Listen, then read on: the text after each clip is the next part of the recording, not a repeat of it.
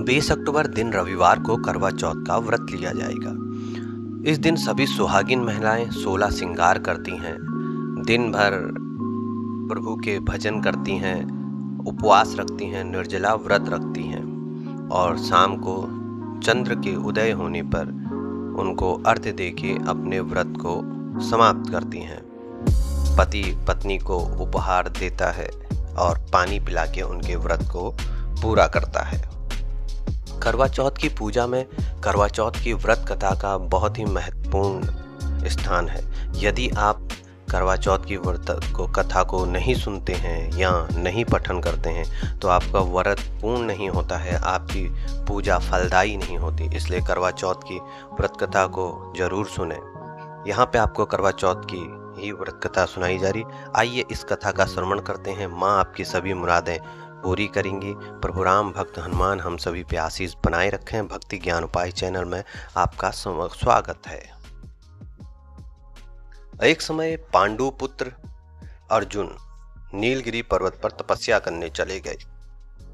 उनके पीछे उनके भ्राता और द्रौपदी अनेक संकटों का सामना करना पड़ा। साथ ही द्रौपदी भी अर्जुन के विषय में चिंतित रहने लगी कि वह तपस्या कर रहे हैं, किस प्रकार होंगे। एक दिन द्रौपदी ने भगवान श्री कृष्ण का स्मरण किया और उनको दर्शन देने पर अपने संकटों के विषय में बताया। अर्जुन तपस्या करने के लिए चले गए। द्रौपदी चिंतित रहने लगी। एक दिन द्रौपदी बहुत चिंतित थी, उनका मन बड़ा उदास था, तो उन्होंने भगवान श्री कृष्ण का स्मरण किया।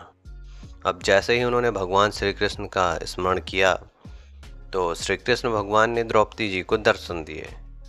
तब द्रौपदी जी ने अपने संकटों के विषय में कृष्ण को बताया। श्री कृष्ण ने संकटों के निवारण हेतु एक प्राचीन कथा सुनाई उन्हें।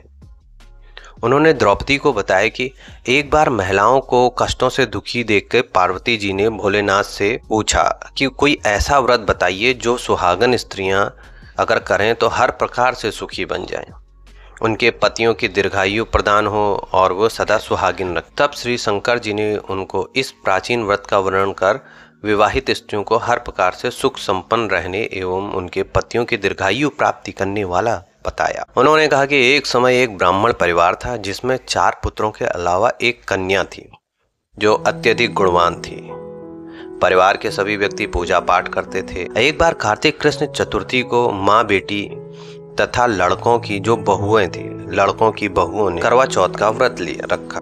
सायकाल तक व्रत पूजा की समस्त तैयारी होती रही और सभी तैयारियां हो गई। चंद्रमा के उदय होने की सभी प्रतीक्षा कर रहे थे। घर में विभिन्न प्रकार के व्यंजन बने थे, पूड़ी, पकवान, मिठाइयाँ।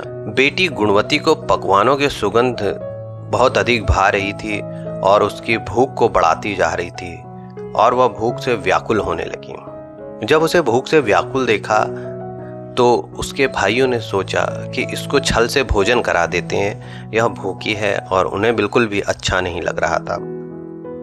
तब उन्होंने एक पीपल के वृक्ष की आड़ में नकली चंद्रमा दिखाकर अपनी बहन गुणवती से चंद्रमा को अर्घ्य दिला दिया और उसके पश्चात उसे भोजन करा दिया।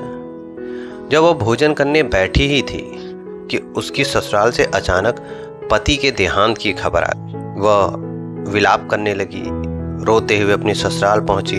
वहां स्त्रियां तरह तरह की बातें करने लगी। कोई बोले व्रत खंडनी आ गई, कोई कहती अपने पति को ब्याह होते ही चुड़ैल खा गई। एक तो पति मरने का उसे गहरा सदमा लगा था। दूसरे स्त्रियों की ऐसी तीखी बातों से उसका मन इतना विचलित हो गया कि वह धरती पे पछाड़ मार मार कर रोने लगी और स्वयं को राक्षसी कहने लगी। मैंने ही अपने पति को खाया है, मैं स्वयं राक्षसी हूँ। हाय, मैं इतनी भूखी थी कि मैंने भोजन के लोभ में अपने पति को ही खाकर अपनी भूख बुझाई। इस तरह विलाप करती वह गुणवती अपने पति के साथ सती होने के लिए शमशान की ओर भागने लगी और वह जैसे ही चिता में कूदना चाहती थी तो चौथ माता ने उसे रोक लिया और बोली, बेटी तुम्हारी कोई भी भूल नहीं, तुम्हारे भाइयों ने तुम्हें छल में डाल दिया था। देख, तेरा पति अभी जीवित हो उठेगा, तू घर जा और उसकी प्रतीक्षा कर। गुणवती घर पहुंची तो उसने देखा पति वहां बैठा मिला है। घर में चारों ओर खुशियां छा गई। स्त्रियां कहने लगी कि गुणवती का पतिव्रत धन्य और सत्य है। सभी स्त्रियां तुरंत बदल चुकी थी। जहां वो अभी तक बुराई कर रही थी, अब वही गुणगान गा रहे थे गुणवती का।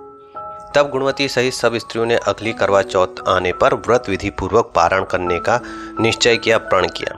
कार्तिक कृष्ण पक्ष में जब फिर करवा चौथ आई तो गुणवती ने सभी विधि पूर्वक व्रत किया हर प्रकार से।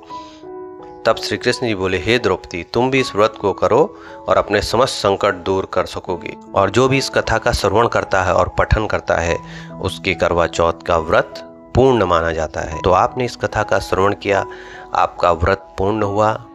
करवा माता आपके पति को दीर्घायु दे और आपकी सभी मनोकामनाएं पूर्ण करें। वीडियो समाप्त करता हूं। धन्यवाद। जय श्री राम।